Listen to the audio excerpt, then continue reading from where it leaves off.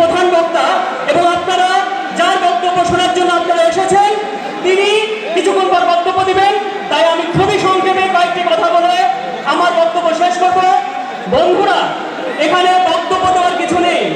আমরা কোন বাস্তবতা আছি যারা বলে যে আমরা বৈষম্যহীন, এই 5ই আগস্টের পরে আমরা যে স্বাধীন হয়েছি, আমরা বৈষম্যহীন হয়েছি,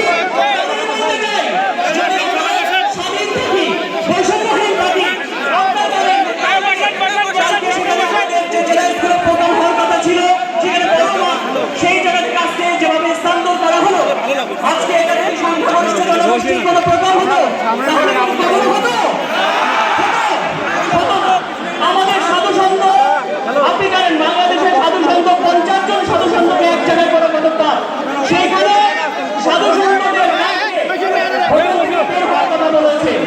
এটা কি অপমান না? এটা কি অপরাধী অপমান না?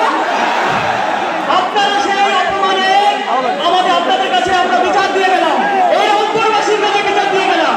কালকে আমরা এই সারা বাংলাদেশের সপ্তমণ্ডলী ডিসি অফিসে গিয়েছেন, আমরা দীর্ঘক্ষণ সময় আধা ঘন্টা 40 মিনিট বসে থাকার পরও ডিসি এসে একটু কথা বলেন না।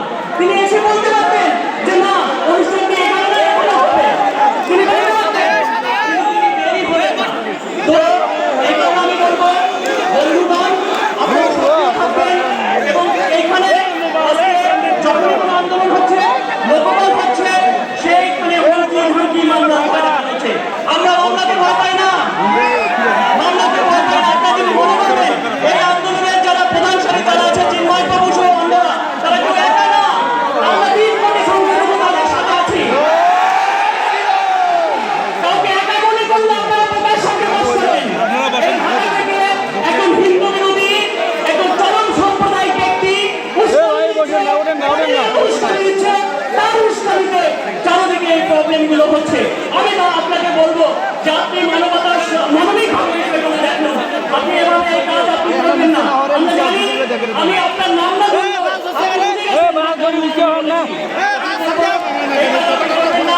আর আমি আমার কথা বাড়াবো না।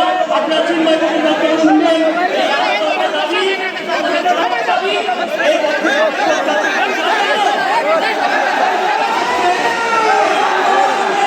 বিভিন্ন জায়গায় যে বাধা সৃষ্টি করা হয়েছে, মানুষকে আহত করা হয়েছে, মামলা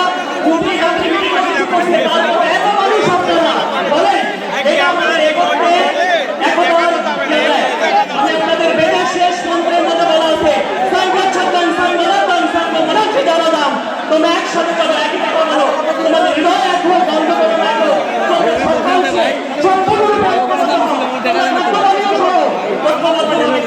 সেই একতার মন্ত্র যেন আমাদের হৃদয়ে থাকে। আমরা সেই পঙ্ক্তি বলে আমি আপনাদের এই বক্তব্য শেষ করবো। চারণ কবি মুকুন্দ দাসের একটি পঙ্ক্তি আছে, ভয় কি মরণে রাখিতে সন্তানে মাতঙ্গী নাচিতে আগে সমুদ্র রঙ্গে, তাতে তাথই তাথই ধই দিনি দিনি দমদম ভূত বিচাসন আছে যোগিনী সঙ্গে। তাই আমি বলবো বন্ধুরা, ভয় কি মরণে রাখিতে সন্তানে। মনে রাখবেন আমাদের সেই গান। এবং আপনাদের এই যে দেখেছেন যে সমন্বয় বিন্দু রংপুরে, তারা অনেক কষ্ট করে এই প্রোগ্রামটি আয়োজন করেছে এবং অনেক স্বল্প সময়ের মধ্যে সেই প্রোগ্রাম স্থাপন করতে হয়েছে। কিছু ভুল ছিল, আপনার সেটা ক্ষমা সুন্দর দায়িত্ব বন্ধুরা দেখবেন আশা করি, এবং তারা তাদের সাধ্য অনুসারে করেছে। তো আমি আর বক্তব্য বলবো না, আপনাদের সবাই কল্যাণ হোক, শান্তি শান্তি শান্তি।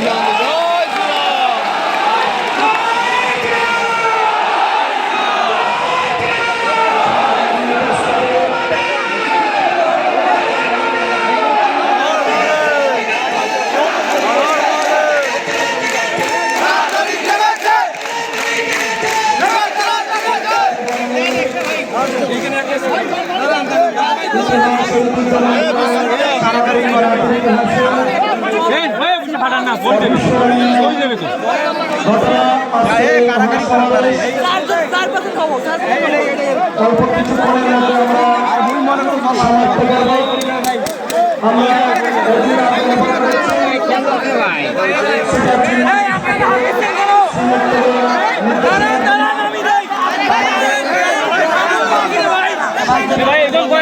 করেন না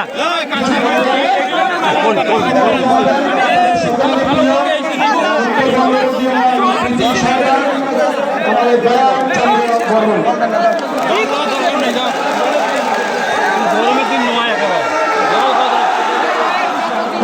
আরে কথা শুনিয়া বিরাট গরম হইবে রে কৃষ্ণ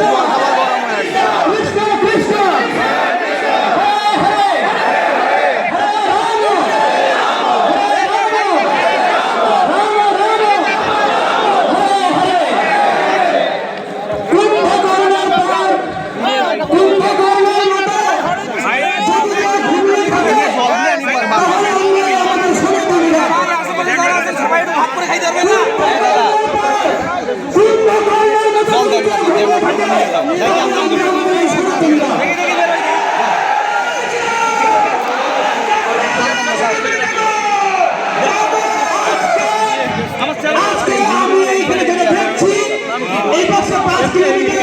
এই পাশে 5 কিলোমিটার জনের সাথে বসে গিয়েছে।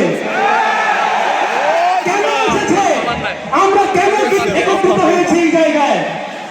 5 তারিখের পর আমাদের উপর যে অত্যাচার অবিচার শুরু হয়েছে, আমাদের ঘর বাড়িতে যে আগুন লাগানো শুরু হয়েছে, শুধুমাত্র ঘর বাড়িতে আগুন লাগে নাই, আমাদের অন্তরে আগুন লেগেছিল। তো সেই অন্তরের জায়গা থেকে আমরা সকলে আজকে একত্রিত হয়েছি। অনেকেই বলে যে আমরা এর আগে কি করেছিলাম, সব কিছুর প্রকৃত উত্তর আমাদের চিন্ময় কৃষ্ণদাস এবং কি আরো সেগুলোর উদ্ঘাটন করবেন। আমি আমার কথা বেশি বাড়াতে চাই না, এই মুহূর্তে আমি আমার কথা শেষ করতে যাচ্ছি। ধন্যবাদ সবাইকে। হরে কৃষ্ণ। সংগ্রামী উপস্থিতি, আমরা আমাদের আজকের অনুষ্ঠানের শেষ পর্যায়ে এসে উপনীত হয়েছি।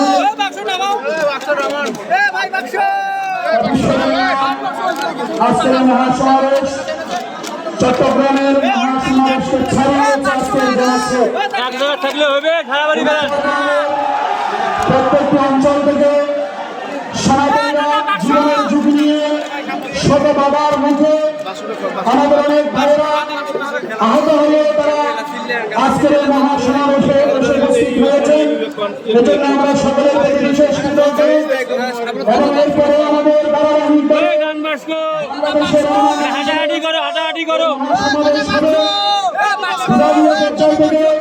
আস্তে আস্তে যদি জেলা পর্যায়ে এবং পরবর্তী উপজেলা পর্যায় থেকে প্রত্যেকটি গ্রামে, প্রত্যেকটি পাড়ায়, অবশেষে প্রত্যেকটি গৃহে গৃহে এই সনাতনী জাগরণের আন্দোলন ছড়িয়ে পড়বে। আপনারা সকলে প্রস্তুত থাকবেন। এখন এ পর্যায়ে গুরুত্বপূর্ণ দিক নির্দেশনাগুলো বক্তব্য রাখবেন বাংলাদেশ সম্মিলিত সনাতনী জাগরণ জোটের মুখপাত্র, যিনি এইবার ক্ষমতার পর পরিবর্তনের পর থেকে নয় 2021 সালে রক্তাক্ত স্বর্গে জীবনের ঝুঁকি নিয়ে যিনি এই সনাতনী জাতির ভাগ্যের পরিবর্তনের জন্য প্রত্যন্ত অঞ্চলে ছুটে বেরিয়েছেন এবং যখনই এই সনাতনী জাতির ভাগ্যের পাশে অন্ধকার নেমে আসে, তখন এই চিন্ময় কৃষ্ণ প্রভু তিনি সদা রক্ত চক্ষু হাঁটাহাঁটি করে করেন।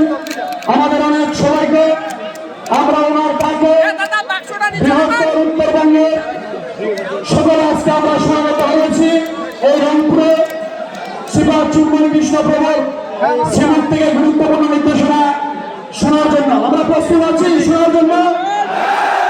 যারা বাইরে আছেন, মাঠের বাইরে আমাদের শব্দযন্ত্রের মাধ্যমে যারা শুনছেন, আপনাদেরকে আমরা বিশেষ অভিনন্দন জানাচ্ছি।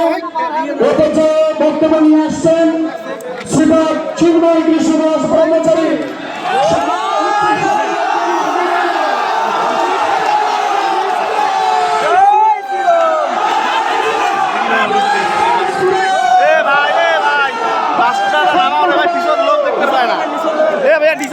দেখতে পারে পিছনে লোক কৃষ্ণ কৃষ্ণ কৃষ্ণ কৃষ্ণ কৃষ্ণ হরে হরে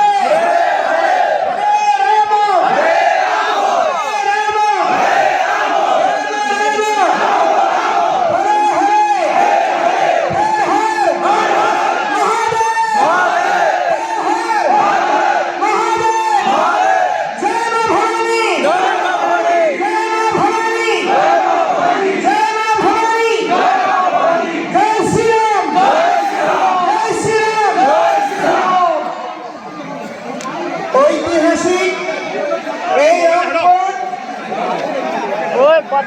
মহিগঞ্জ কলেজ চত্বর প্রাঙ্গণে এবং পুরো অঞ্চলে 5 কিলোমিটার ধরে বিস্তৃত এরিয়াতে আগত উত্তরাঞ্চলের সমস্ত নিপীড়িত, নির্যাতিত, অবহেলিত সনাতনী সংখ্যালঘু জনগোষ্ঠী, আমি প্রাণে আপনাদেরকে অতলান্ত শ্রদ্ধা নিবেদন করছি।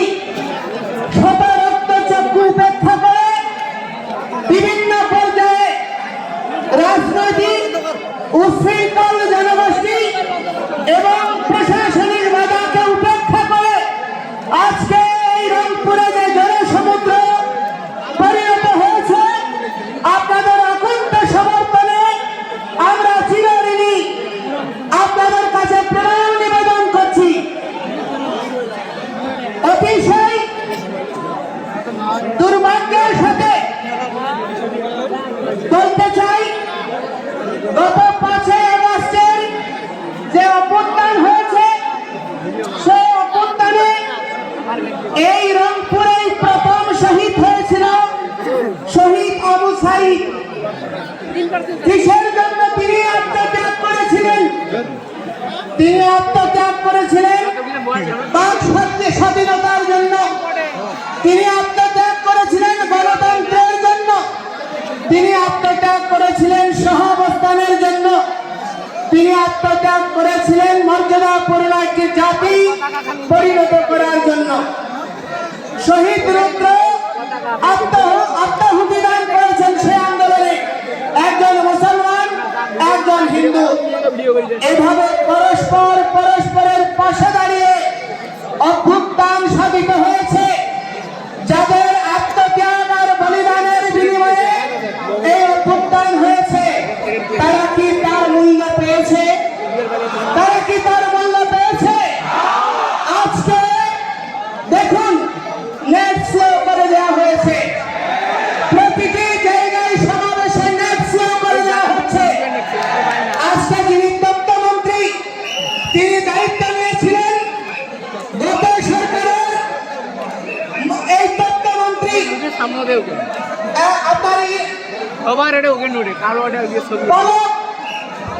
তিনি নেট স্লো করে দিয়েছেন এই অভিযোগে তার অবস্থানের পরিবর্তন সাধন করার জন্য। কিন্তু অতিশয় দুর্ভাগ্যের বিষয়, কি পরিবর্তন দেখছি যে আগের চেয়েও একই রকম অবস্থা, কোনো পরিবর্তন হয়নি। এই অবস্থা শহীদ আবু সাইদ, শহীদ রুদ্র, শহীদ মুক্ত সহ নিপীড়িত যেই সমস্ত আত্মাহুতি দানকারী শহীদ, যারা এই পরিবর্তনের জন্য জীবন দিয়েছে, তাদের রক্তের সঙ্গে বেঈমানি। এই অবস্থা আমরা মেনে নিতে পারি না। আজকে 1971 সালে দেশ স্বাধীন হয়েছে, 30 লক্ষ শহীদ হয়েছে। যশোর যে মুক্তিযুদ্ধ জাদুঘর রয়েছে খুলনাতে, তার তত্ত্বাবধানে 40 খণ্ড বই প্রকাশিত হয়েছে। সেই 40 খণ্ড বই এবং বাকি যে ফার্ম হয়েছে 24টি জেলায়, 64 জেলায় 30 লক্ষ শহীদে 2/3 হচ্ছে হিন্দুরা। 1 কোটি শরণার্থী হয়েছে। এটা আমার পরিসংখ্যান নয়, জাতিসংঘ সহ অক্সফোর্ড থেকে শুরু করে যতগুলো আন্তর্জাতিক সংস্থার পরিসংখ্যান, সেই পরিসংখ্যান বলে যে সেই 1 কোটি শরণার্থীর মধ্যে 70% হচ্ছে হিন্দুরা, যাদের বাড়িঘর ধ্বংস হয়েছে, লুটপাট হয়েছে, নির্যাতিত হয়েছে। অথচ স্বাধীনতার 53 বছর পরেও বাঙালি জনগোষ্ঠীর এই বৃহৎ অংশ শুধু ধর্মীয় পরিচয়ের কারণে তার প্রাপ্য মর্যাদা পায়নি। বাংলাদেশের স্বাধীনতার পরে আমরা বিগত সরকারকে দেখেছি, আমরা ইতিহাসকে অবমূল্যায়ন পছন্দ করি না। স্বাধীন বাংলাদেশের যার দ্বারা স্বাধীনতা এসেছিল, মুজিবুর রহমান ওনাকে শুধুমাত্র একক সম্মান প্রদর্শন করার জন্য প্রচেষ্টা করে শহীদ তাজউদ্দিন আপনার 4 জাতীয় নেতা মাওলানা ভাসানী এবং মনোরঞ্জন ধর কমরেড মনি সিং থেকে শুরু করে অনেক অগণিত কৃতি ব্যক্তির মূল্যায়ন হয় নাই এবং সেই ধারাবাহিকতা আজ পর্যন্ত বলবৎ রয়েছে। যে সমস্ত 9 জন শহীদ হয়েছে তাদের নামে স্মৃতি ফাউন্ডেশন বলেন, সরকার বলেন, আজ পর্যন্ত কোনো দৃষ্টান্তমূলক পদক্ষেপ গ্রহণ করে নাই। এবং অতিশয় দুর্ভাগ্যের বিষয় যে এই দেশে স্বাধীনতা যুদ্ধে প্রথম শহীদ হয়েছে, যে শহীদকে বীর শ্রেষ্ঠ বলে ঘোষণা করা হয়েছিল, সেই বীর শ্রেষ্ঠটি হচ্ছে দাস পার্টির প্রতিষ্ঠাতা জগৎজ্যোতি দাস, যাকে তৎকালীন আপনার প্রবাসী সরকার গেজেট প্রকাশ করেছে। আকাশবাণী, স্বাধীন বাংলা বেতার কেন্দ্র থেকে শুরু করে প্রতিটি সংবাদ মাধ্যম থেকে প্রথম বীরশ্রেষ্ঠ হিসেবে স্বীকৃতি দেওয়া হয়েছে। কিন্তু দেখা গেল কি 72-এ এসে সরকার গঠন হওয়ার পরে শুধু হিন্দু অজুহাতে তাকে স্বীকৃতি দিতে হবে বলে কোন সেনাবাহিনী ছাড়া অন্য কোন সেক্টরের কাউকে আর বীরশ্রেষ্ঠ খেতাব দেওয়া হয়নি এবং সেই জগৎজ্যোতি দাসের বীরশ্রেষ্ঠ খেতাব কেড়ে নেওয়া হয়েছে শুধুমাত্র হিন্দু হওয়ার অপরাধে। আজকে বাংলাদেশে যে নির্যাতন নিপীড়ন হচ্ছে 5ই আগস্টের পরে এবং বিগত 53 বছর ধরে প্রতিটি সরকার যখন বিশ্ব মিডিয়া বিশ্ব বিবেক চিৎকার করে বাংলাদেশের মানুষ সোচ্চার হয়, বাংলাদেশের সংখ্যাগরিষ্ঠ জনগোষ্ঠী অসাম্প্রদায়িক, এই অসাম্প্রদায়িক জনগোষ্ঠীর মাঝে বিভিন্ন গণতান্ত্রিক রাজনৈতিক দলগুলির মাঝে ভক্তি মেরে থাকা যেই সমস্ত উগ্রবাদীরা লুকিয়ে আছে তাদেরকে চিহ্নিত করার সুযোগ থাকার পরেও তাদের দ্বারা নিপীড়ন নির্যাতন অবর্ণনীয়ভাবে হওয়ার পরেও দৃশ্যমান কোনো পদক্ষেপ কোনো সরকারি গ্রহণ করেনি।